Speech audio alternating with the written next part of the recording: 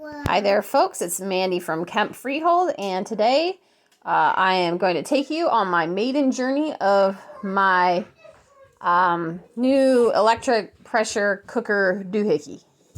That's a technical term. So the recipe I'm just following out of the instruction booklet, playing it kind of safe, and it calls for salt and pepper, and then it doesn't call for garlic, but I'm putting it on anyway because what kind of recipe for meat doesn't call for garlic? I mean, that's not even a thing. And then you dredge it in the flour. Now, see, usually I do just, I season my flour before I dredge, but we're going to follow the instructions this one time. And then we're going to take it over here to brown it. And I put it on the browning feature setting. So it's browning right now. And then I'll rest it over here while I keep browning all the pieces. And then they're going to all go back in. So brace yourself. I gotta be honest, I am super not impressed with its quote-unquote browning capabilities. It takes forever to brown anything. Like, no, just no. If I were to do something that required browning, again, I would do it on my stove first and transition to over here because this is just taking forever to brown. Oh my gosh, no. So it's brown enough for government work, I guess. And I'm just gonna jam all these in here. I hope they all fit. So this is a problem I'm seeing with this one. I don't know what quart model this is, but whatever it is, it ain't big enough for all of us. Oops, sorry. So I'm just gonna get them in there and follow the rest of the recipe. So I think I have to add some water to it. I think, yeah, because this is just 2 small racks. Not so good for the Kemps. That's not really a lot for all 6 of us. And once the boys get bigger and start eating more, yeah, I'm not really impressed.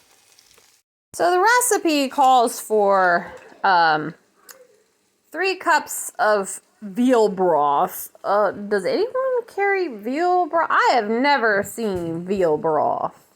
Let me know if you keep veal broth in your preps. Because I sure don't. So anyway.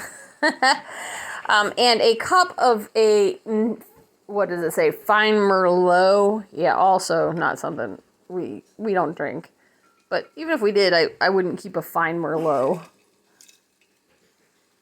So what I'm doing is just, I got some water there. And I am throwing in some of my dehydrated beef broth. Yeah, whatever.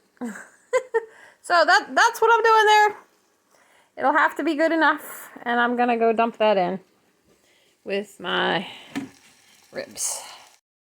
So the recipe calls for celery, which I don't have, leeks, which I don't have, carrots, which I also don't have, and some chopped onion, and rosemary and lemon.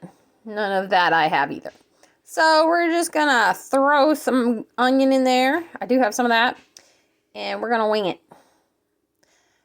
And it supposedly will cook for 59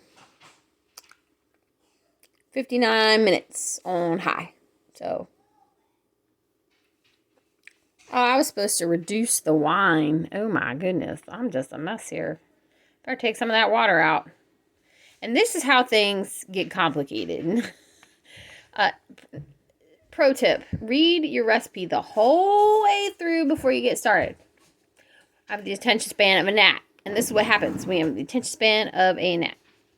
This is kind of complicated. I'm to the part where I put in how long it needs. It takes 58 minutes.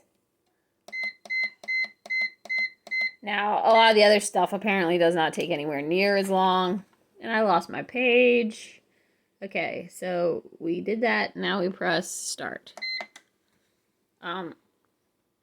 Yeah, I don't know about this thing. I am patiently waiting for it to start counting down. Apparently that doohickey goes up and down until it gets to pressure.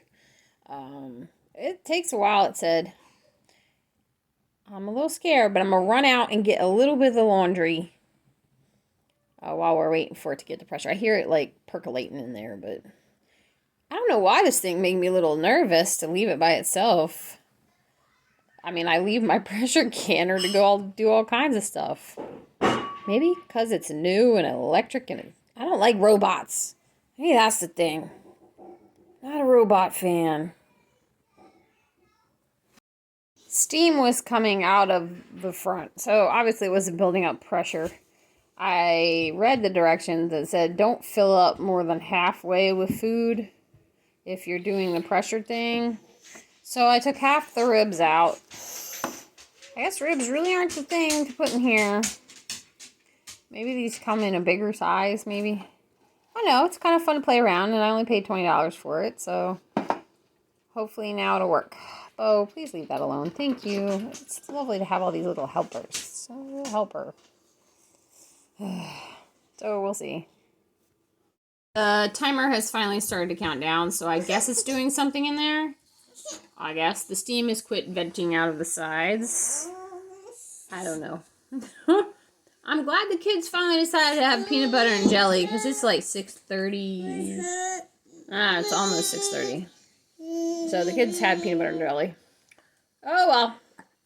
These things happen sometimes. Better than last night. After that busy day I had, they just had cereal for dinner. Hey, if it's good enough for breakfast, it's good enough for dinner. The light in this room is junk. So, I've got the flashlight on and it's not really making this look very good. It's not doing it justice, but it is so tender. I am fairly well impressed. I will say I probably need a larger model if I want to do ribs on the regular, but for $20, I'm excited to give it a try and really put it through its paces to see if a larger